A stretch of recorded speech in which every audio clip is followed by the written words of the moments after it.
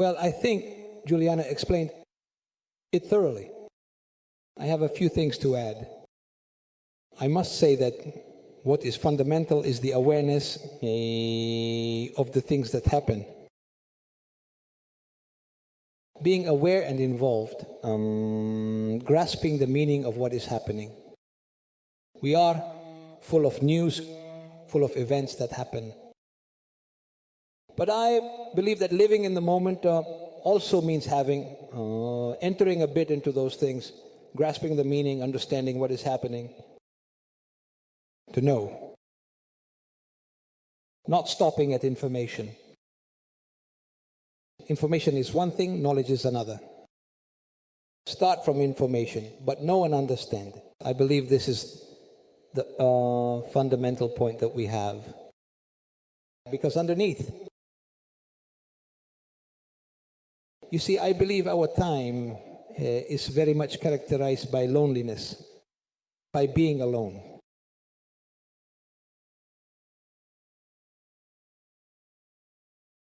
The founder of CL used to say, the Commune of Liberation used to say, being collectively alone. Thinking you are together and being alone. Think about the falsification of community that social media gives you. You think you are in a community, but a community that essentially knows no one. And you only meet those who think like you. When living in the present means talking to those who don't think like you, especially. Otherwise, how can you understand? This is already a delicate point. Because if I talk to those who don't think like me, maybe I'm a traitor. Because I talk to the enemy, I talk to the adversary. So living in your own time means overcoming this obstacle. That's what I felt there. Allow me a personal note. My wife passed away 2 years ago after 56 years of marriage. She used to say, they were together for 25, joking because since 77, I was working outside of Turin. Yeah. But being alone means not knowing who to say good night to in the evening. Or who to say good morning, the first thing in the morning. This is true loneliness. However, I believe that living in your own time also means overcoming this loneliness, understanding that life's events are what they are, and moving beyond them. It seems to me that what we sometimes lack is a deep understanding of what is happening around us. Living in time, living in a place, as it is written in the enlightening pages of this book, does not mean just staying. Living does not mean staying. It means having a relationship with things and people. It means knowing the places, understanding the meaning of the places, of the locations. This is what it means to live. You are not a tourist of your time. You inhabit your time. For better or worse, in short, in difficulties and in the brighter moments. Certainly, there is also a duty, I believe, in each of us. The duty to recognize the other. You inhabit time when you recognize the other. When you extend a hand to them, understand their problems. Try to establish a relationship, a connection that can last a quarter of an hour or a lifetime, depending on, but being willing to build a relationship. I believe that inhabiting your time means having the ability to build relationships with others. But also, having relationships with things. In this splendid room, I would really like to know more, compared to the few words we've exchanged. If I lived in Piacenza, maybe I would inhabit this. I would try to understand more, to learn, because the relationship with places is important for living your time. Because over time, those places have been built with a sense, with meaning, with people who have sacrificed, who have given. Look, Italy is an extraordinary key place. I went after a series of invitations that I had tried, I must admit, to dodge, because a member of parliament persistently invited me to visit and present my book in Pergola. Pergola is a place with 4,500 inhabitants, between Marche and Umbria. I still haven't quite figured out if it was Marche or Umbria, but I believe it was Marche, I think. Well, in this place with 4,500 inhabitants, they discovered a complex of Roman statues, gilded bronze, enormous, by chance in 46, 47, after the war. I don't know how many people know that in Pergola there is this extraordinary human movement. Not only that, but being a place of passage in antiquity, there were about 50 churches each, with beautiful Renaissance paintings, generally some medieval political ones built into an art gallery. Well, frankly, I didn't expect a place like that. But inhabiting time means understanding that there are also these things, that it's not the numerical dimension of people that gives meaning to a place. It's the history of the place. It's what has happened, what the citizens of that place have been able to do. We have a difficult unified history, but for a very simple reason, because our history in each municipality has tried to create something more beautiful than the neighboring municipality, because it was necessary to compete in the ability to attract artists, painters, only sculptors, people who made that place beautiful. So if today we return to that place and pass through it, we become tourists. If we are there, we reflect, we think about it, and so on, we inhabit that time. So, I believe that the challenge we have today, and it's the challenge posed in the first pages of the book we're discussing tonight, is precisely not to pass through life as tourists, like passengers who glance around. Today is Monday, we should be in Rome. If it's Wednesday, we're in Florence. If it's Friday, we're in Venice. No. And this requires an effort. It also involves a change in some way. I believe you mentioned it in anthropological terms, because it's a different way of being. But we need this. Otherwise, we don't grasp the positive sense of the epochal change. The epochal change is not a lament. The epochal change is an evaluation. It's a perspective that opens up to us. And with the epochal change, we must live knowing that it is a change, that what was needed up to 10 years ago is no longer needed today. That conceptual categories need to be changed, need to be modified. And the foundation of everything always remains, I think, in the epochal change, the change in the relationship with the other. That is, to have the capacity and the possibility.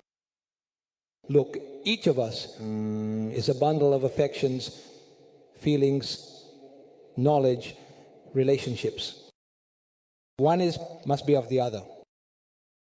The ability to have a relationship with the other means the ability to recognize that this person has a bundle of affections, feelings, stories, just like mine, like me, like I have.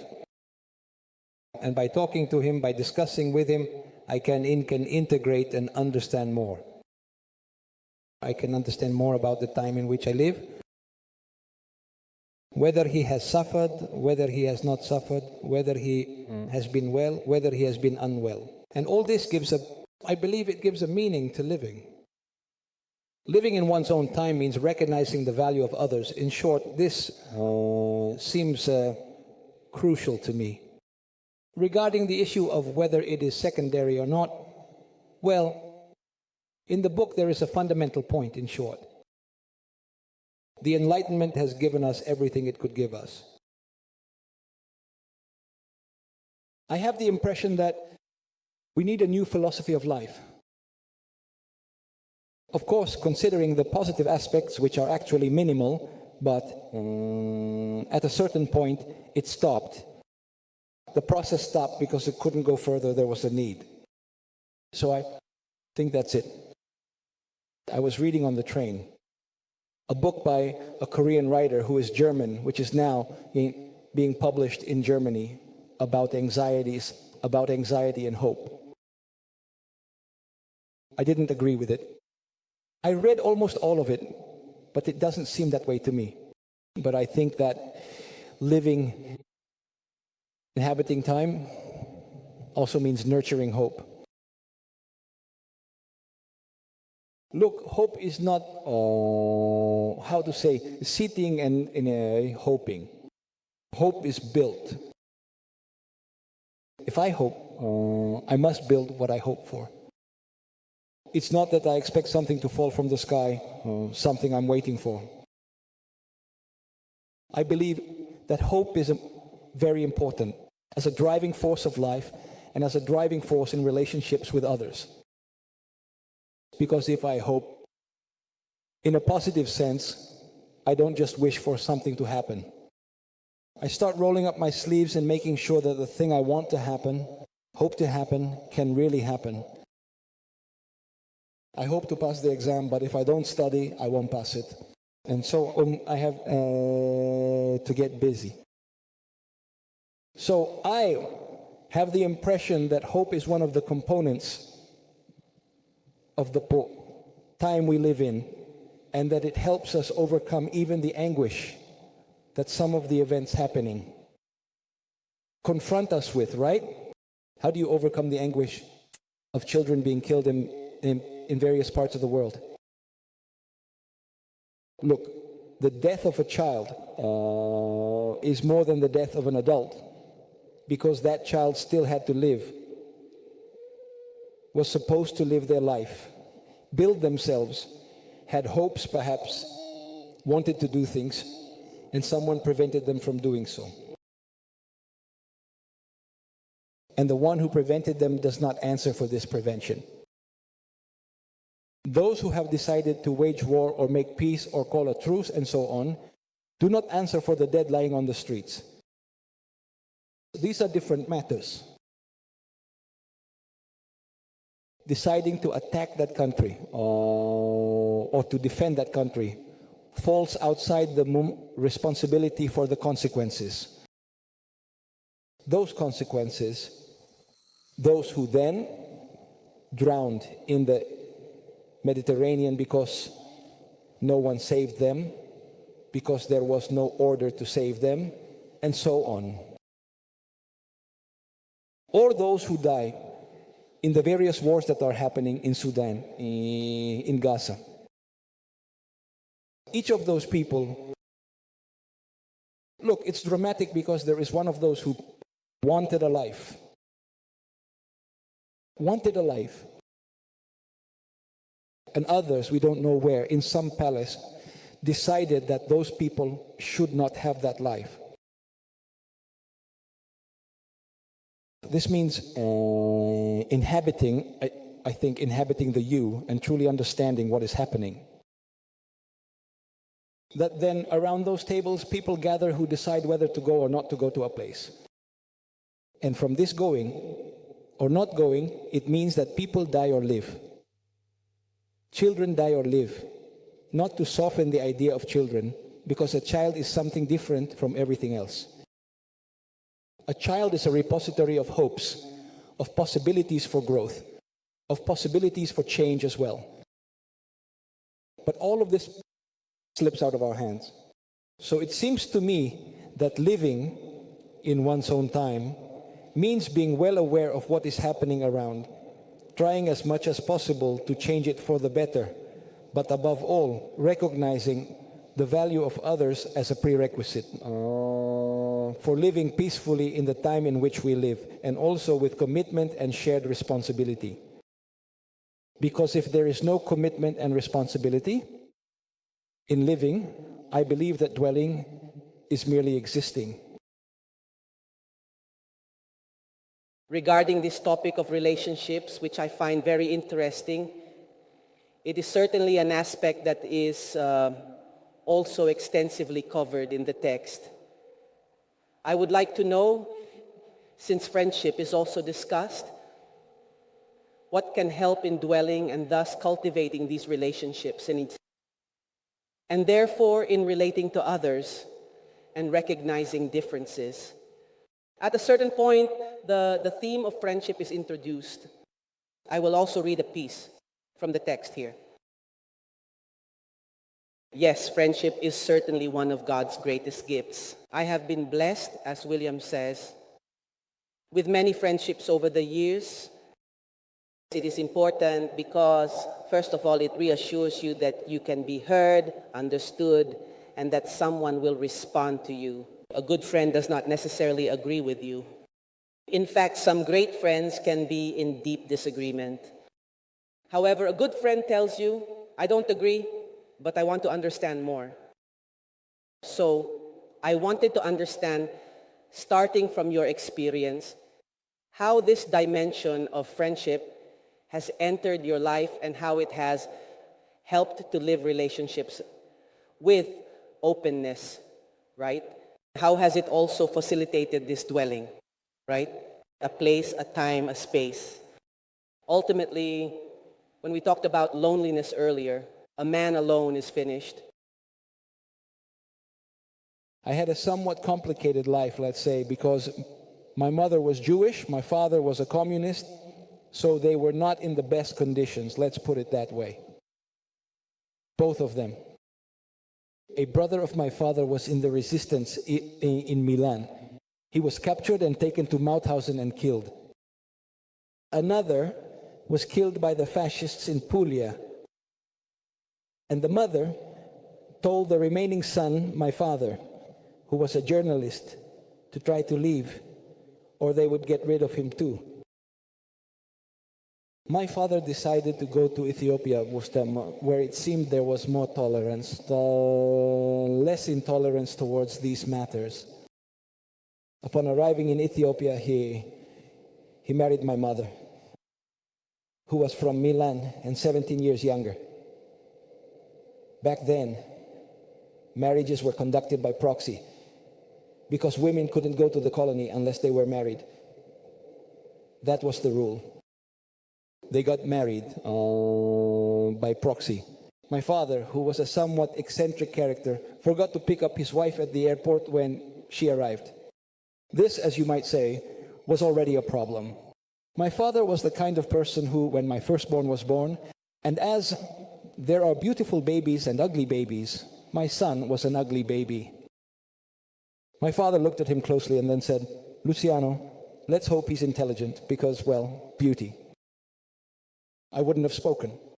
He was somewhat of an interesting character like that, you know. Anyway, for some reason, why am I saying this?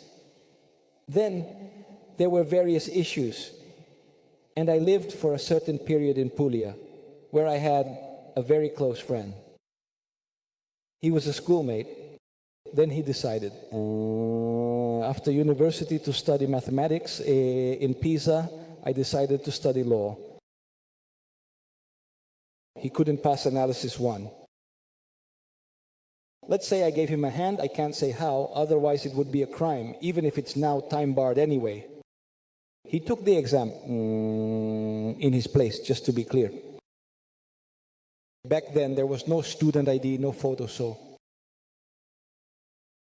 And we have been friends. Even now we write to each other occasionally.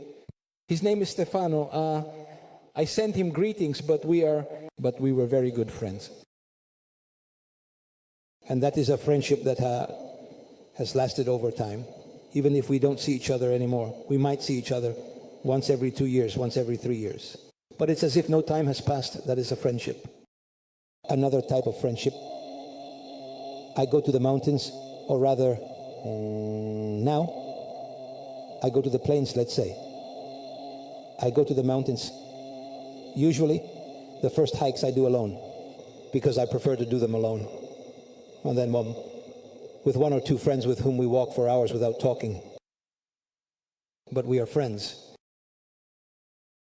A few words are exchanged only when we stop, either at the refuge or to eat something, sometimes to sleep in a sleeping bag, because there isn't.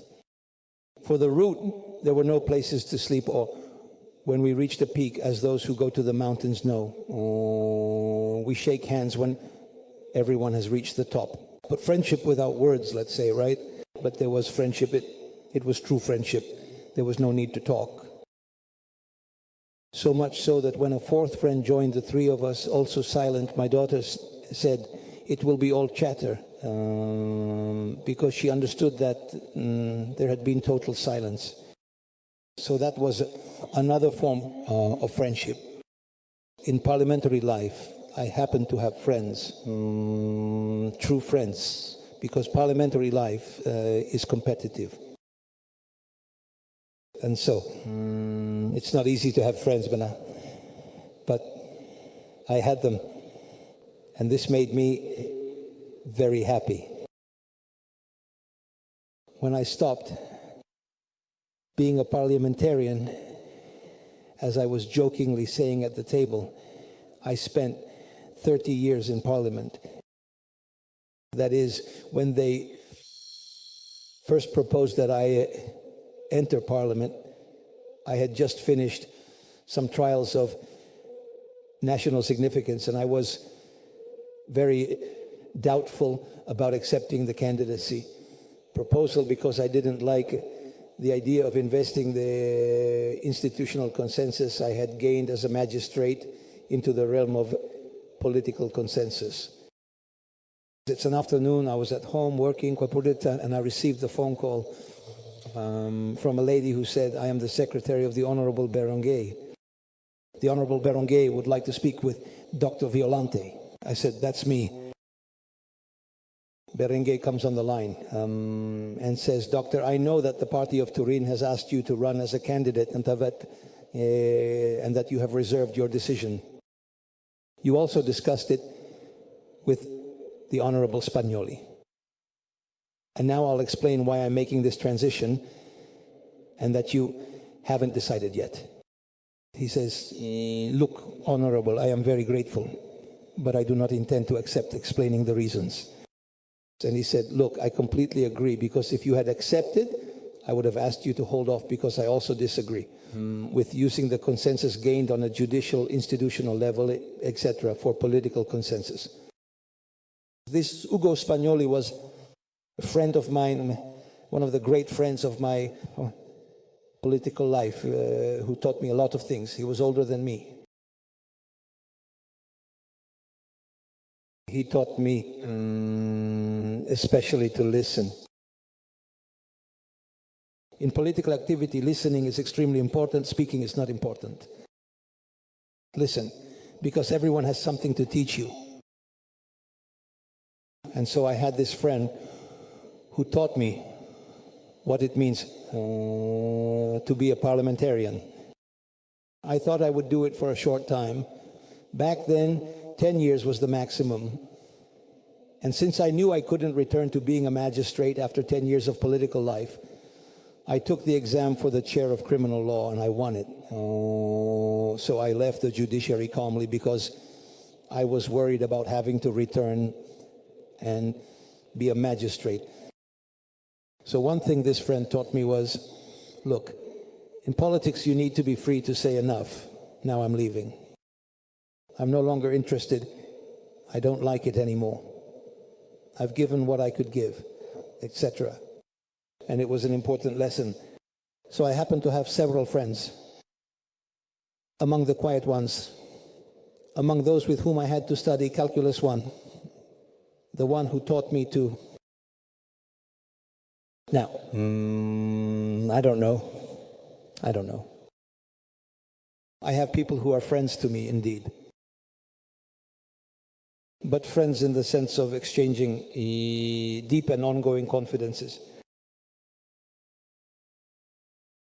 For many reasons, I don't believe so, because I placed a lot of friendship within the family, in my wife, my children, my grandchildren, and so on. In a way, that kind of affection exhausted somehow. It didn't make a close friendship necessary, as it could have been. These were the different phases. Something happened to me. When I attended university in Bari, where Moro taught criminal law, and we used a criminal law textbook of approximately 800 pages as study material. And then there was a book by Moro that was written half in German, half in Italian, both parts for different and incomprehensible reasons, because Moro had a very complex language when he spoke, discussed. Look, it wasn't a pretense. Moro had a complex language because he was searching for words to connect with the present and to convey what the future would be. And for a politics accustomed to the everyday, that type of language was too complex. And he also used it in legal books. Anyway, a colleague of mine says to me, Luciano, you know German well. I knew German well. And you attended the seminars. Why don't we make a summary of this book by Moro that no one can get through so that we can sell it? And I said, look, I'm happy to make the summary, but I'm not good at selling it. He said, I'll take care of selling it. After 6 months, we both bought a car. So the business went well. The following year, I graduated, and Moro offered me a position to work with him at the Institute of Criminal Law. And of course, I accepted. After a few months, the usher tells me, look, President Moro is looking for you. I say, I go and see on Moro's very clean desk in the center, there was the summary we had made. I understand how things are going, so I prepare myself psychologically, in short. And Moro says, Doctor, I don't know if you know. I don't take royalties on my books. I say, no, I don't know, but I don't appreciate it. But my publisher says that for a year and a half, no one has been buying Unity and Plurality of Crimes, which was the book we made the summary of. And then I say, yes, Professor, you see, it's a somewhat difficult book. It's largely written in German, and not everyone knows German. We don't know anyone. So we tried to simplify the book as a reading guide. It wasn't true because it was a substitute, but anyway, a bit of hypocrisy. He said, no, look, it's not about that. Can I give you a lesson? He says, of course. You see, you need to distinguish, please be careful between simplifying and trivializing. Those who simplify consciously remove the superfluous. Those who trivialize unconsciously remove the essential. If you want, you can go. I mean, I had trivialized. That was the issue, right? Later, as I was leaving, I talked about it with this friend with whom we had done the business, let's say. And I must say, discussing this, we built a friendship on these things that was initially only instrumental to the book sales. And then I learned, look at how deep this thought is. The difference between trivializing and simplifying. The fact that some things are conscious, others unconscious. As if to say, through this thing, a friendship was built. Then he became the CEO of a large Chinese multinational. So I must say, he had a knack for business. It wasn't something he lacked. So from many different episodes, friendships were born. Now, however, if I have to tell the truth, if I had to point out a friend, I am not able to do so. Also because The death of my wife has emptied me in some ways of affections, as I happen to say, perhaps going a bit beyond what one should do. I rediscovered prayer. Not the prayer that, I don't remember the classic prayers, let's say, but prayer understood as the relationship between the living and the dead. And I believe this is why, if I had to say that a friendship today is deep, it's with those who are no longer here. However, it is no less profound than before. If I had to say what these relationships have meant for me during this time, it's the increasingly clear discovery that the other was a good. For me, I said, it not because, as Williams used to say, one agrees many times. Sometimes it's not that, but because always finding the other, the otherness of the other, the gaze of the other, the way the other lives reality was constantly a provocation, because it forced you to stand before this diversity that enriched me, and that I also sought in this diversity the value or the questions that the other provoked in me. I think I wouldn't be who I am now without this whole journey I've made with people who forced me to become more aware of myself, to realize the diversity of aspects of reality that have enriched me so much. For this reason, I found myself, even through all the effort, right?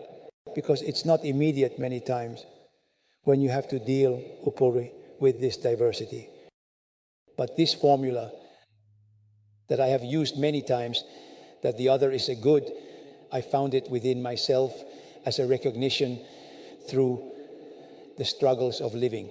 It wasn't an innocuous walk, let's say, without difficulties. Sometimes it was tiring, but this made me grow in many ways and in many aspects of life. And from this point of view, I was very happy because I could at the same time verify the truth or the consistency of what I thought in relation to the other, and modify it, enrich it, complete it in a perspective that always left me with a sense of gratitude deep down, right? In this sense, everyone contributed to the growth of my person, and therefore, from this point of view, they were not perceived as an adversary or an enemy, but rather as someone who made my person clearer with this enrichment. This led me to value any crumb of truth that I recognized in others, because this brought an opening to reality that I didn't have before, or not as wide open as I gradually found myself experiencing throughout this journey. For this reason, I engaged in dialogue with people who were initially very distant from me at the starting point, but the dialogue, the deepening of understanding, the relationship and the friendship continued, right? Over time, we seek each other out. We continue to share the journey of life, respecting with complete clarity, without any demands on the other, the path of the other, as if offering one's own contribution without any expectations. I, at the same time, saw that in these relationships, there were friends with whom I lived, shared something significant that marked life in a particularly important way. For this reason, I could say that I have friends now, companions whom I perceive as very dear because they are companions in destiny, right? And this made me truly full of gratitude, because it's not easy, especially in this situation we're talking about, to find companions, to share the most cherished things to the fullest, right? So finding people with whom you share the fundamentals, that is, the fundamental issues of living, feeling them as companions in destiny, in an increasingly pressing, increasingly crucial relationship. This for me was something I couldn't even imagine. It's almost the recognition of a gift that one shouldn't feel pulled away for the diversity, right? But having the audacity, right?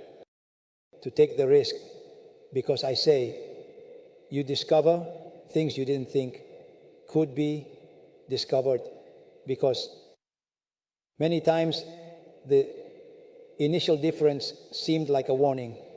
Instead, what was demonstrated was exactly the opposite, right? That relationships are more of an intensity were regenerated that surprised me, and seemed to surprise others as well, because we remained connected. Despite all the differences, they continued, because there was an underlying friendship, a companionship in destiny that keeps us connected. I'll ask a really quick question before we wrap up. But I just wanted a quick comment on this. In the book, there is talk of a series of, themes like fear, desire, freedom, fulfillment, power. In short, these are words that express different concepts, Pena, but somehow they are also connected to each other. I wanted to know, how can one truly be free? Even in a world like this, which, so to speak, heavily determines my way of being and existing. It seems to me that this series of words you have chosen are very connected. I would like to try to say what the deep connection is, what the originating point is. And for me, the fundamental question of everything is what it means to make one free. I learned this very clearly, from the experience of Don Giussani, because he used to say that to understand what freedom is, I would like to start with the adjective, when one feels free. And so from there, one can understand that one is free when they fulfill their desire. So, from this point of view, freedom is the satisfaction of desire of man, which is a need for totality, a desire for the infinite, as Pavesi says, right? What we seek in everything we like is the infinite, and no one can be satisfied with less than this infinity. You have made us, Lord, for yourself, and our heart will be restless until it rests. So, the challenge, to live in a society like this without demands, without impositions, without trying in some way to have power over another, is to be able to live with such fullness that it leaves space for the other's freedom. So, from this point of view, it seems to me that the word that lies at the origin as the experience of all other words is this. Only this satisfaction, this fullness, can overcome fear, right? Of the other, or of the situation, or of the context, or of the circumstances. That's why it strikes me so much that in the end, what Jesus came for, he says, I have come so that they may have life and have it abundantly. Because without solving the problem of the desire with which we come into the world, the desire for fullness, for happiness, for justice, life does not fulfill itself. And so, in the end, we seek in the other what we cannot achieve ourselves. Only if there is someone capable of filling our life can we truly love the other, give them the space of freedom, and love them without any demands. That's why Jesus touched on the decisive point. Because, as St. Paul will later say, Christ has set us free so that we may remain free, right? And this allows us to live with the ability not to be determined by any circumstance, not to be determined by the power of others, to be free from everyone's opinion, when so often we are slaves to what someone else thinks. So, to be truly free in this world, one must have found a fullness that makes us free. In reality, not in our little room, where there are no issues of relationships, power, and so on. And here the problem of power is introduced, because power is precisely the attempt to reduce the desire for this fullness. And so, only one can be free from the attempt of power precisely because of a fullness that has been given to them. Without this, in the end, we are not free.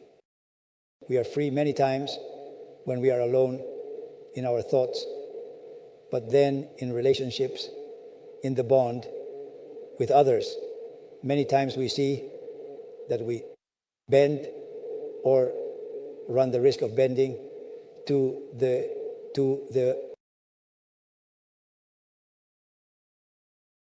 politically correct. We can use an expression that we all understand. From this point of view, it seems to me that the words you have put forward express the challenge of this time. Living in such a diverse world where there are these differences, and at the same time, living freely is a feat, almost a miracle. For this reason, freedom is a very scarce commodity.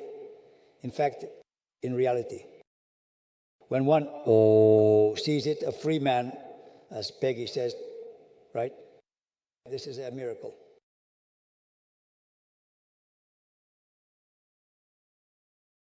But to take from experience the power and the possibility to persuade someone while being open to being persuaded by the other. I mean, I don't see it as imposition, as coercion that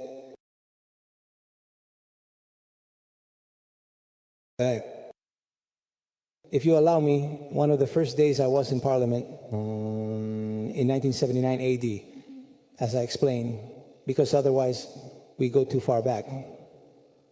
I was sitting.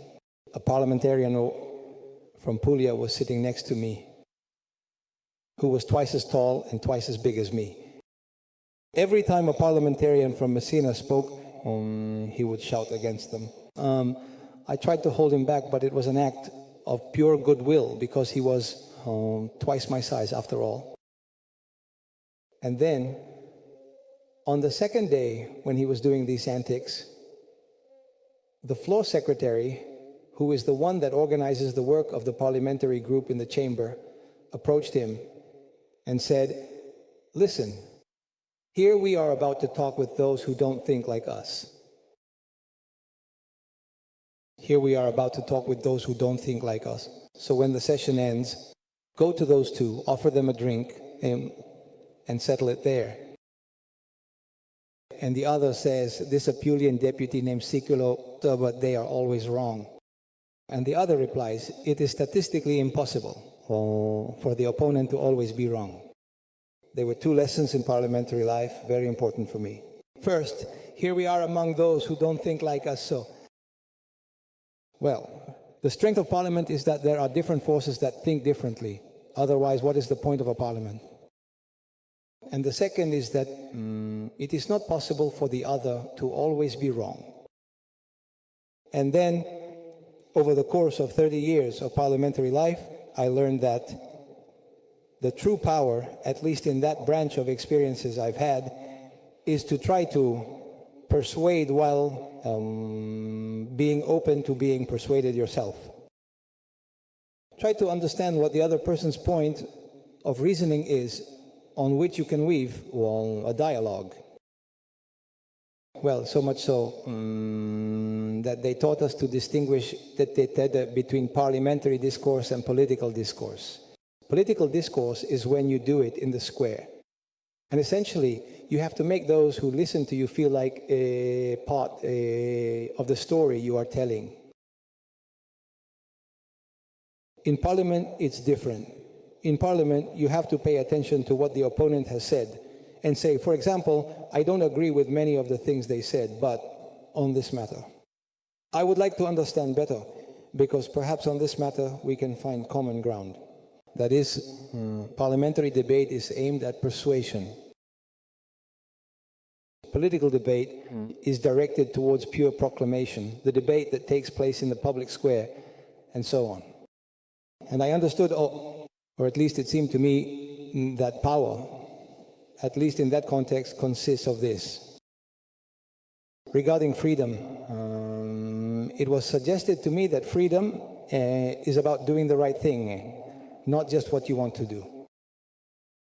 Doing the right thing while being aware that it is right. You do it freely, but you know it is right. I don't know if that's clear. Not just doing anything, but doing what is correct, what is right, what aligns with a sense of duty, but having the conviction that it is right, and doing it willingly for this reason. No, this is freedom. Regarding farewell, due to the work I happened to do as a magistrate from 67 to 79, when we were brought up in Parliament, well, many people I worked with died. I'm talking about fellow magistrates or young men and women from the security detail. What has always struck me was when, I must say that for every magistrate killed, another took their place. But more importantly, for every security officer killed, another took their place. You see, it's not the same thing to die as a magistrate or to die as a security officer. Because if you die as a magistrate, you have a state funeral, streets, schools, squares, and everything is dedicated to you. If you die as a security officer, at most your hometown remembers you.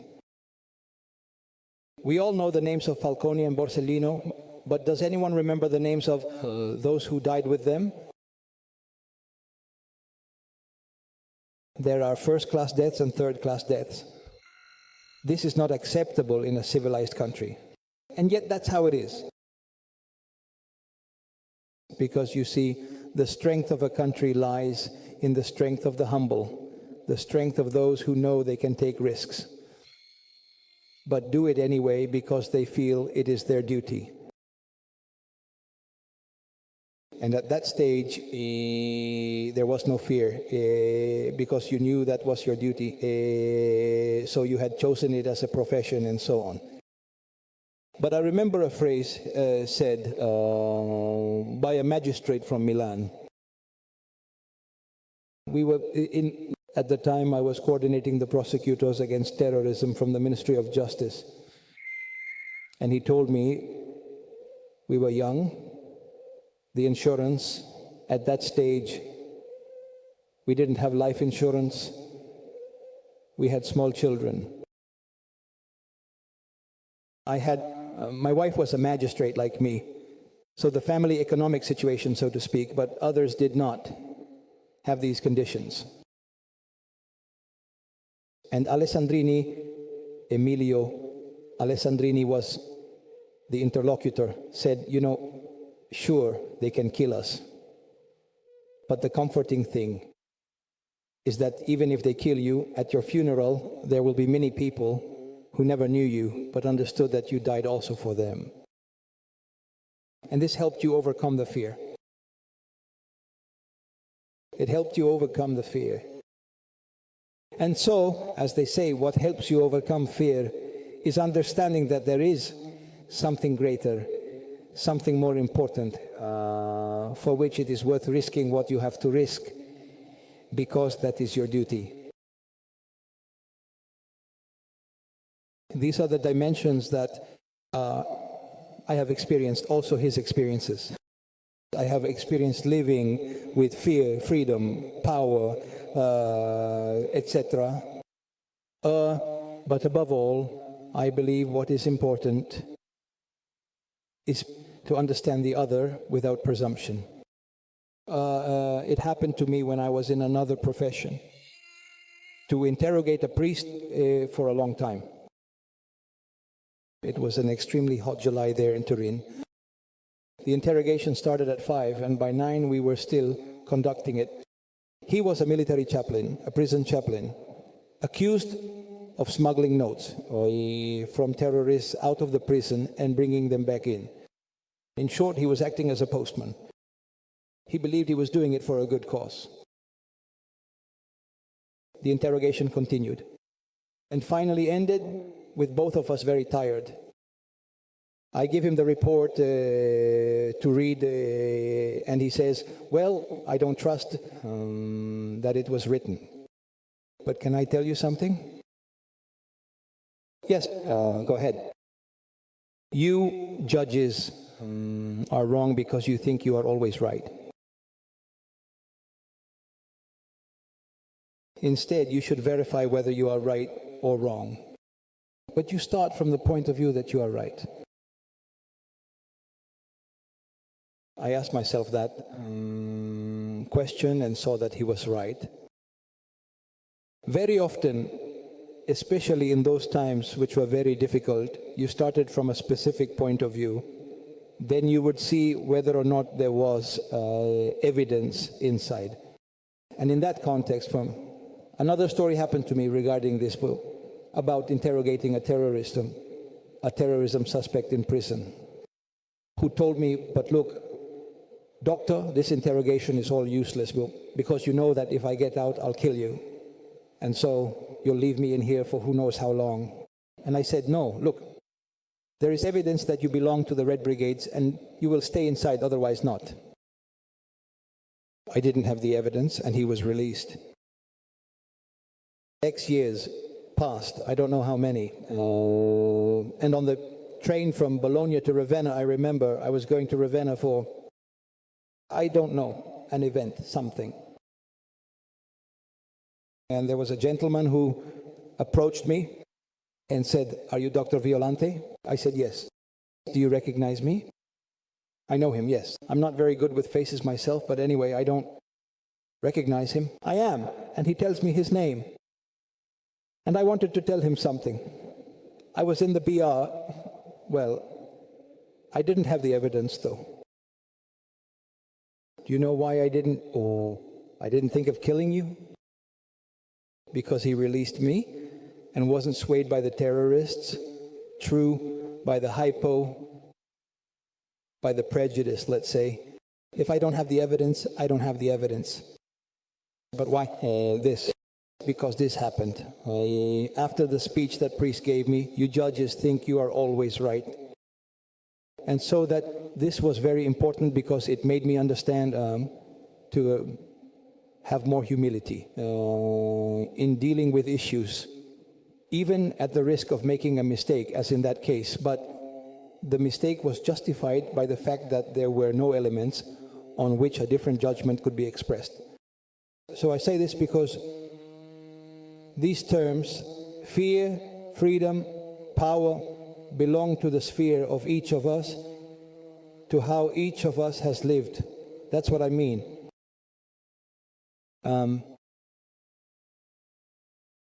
And then these are things that remain, even afterwards. They shape your character, they shape you in a way that affects your relationship with others. But above all, as far as I'm concerned, they invite you to be cautious in your judgments. I believe that this is what's important, to be prudent in evaluations, in judgments. Do not think that the first, that your judgment cannot be wrong. What emerges overall from this book is also this: a discourse on the humility of living. Do not think you are necessarily right, in short, and continuously measure yourself against others, with the other person, with other issues, and so on.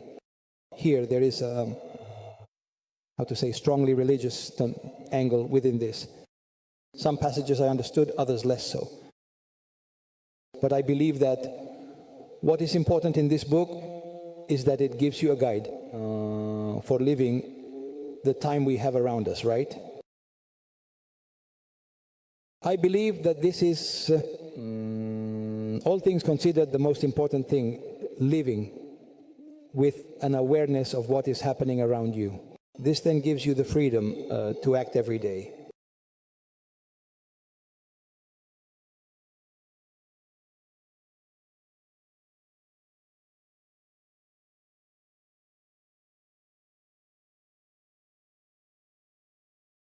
Well, it seems to me that many ideas have emerged from the evening.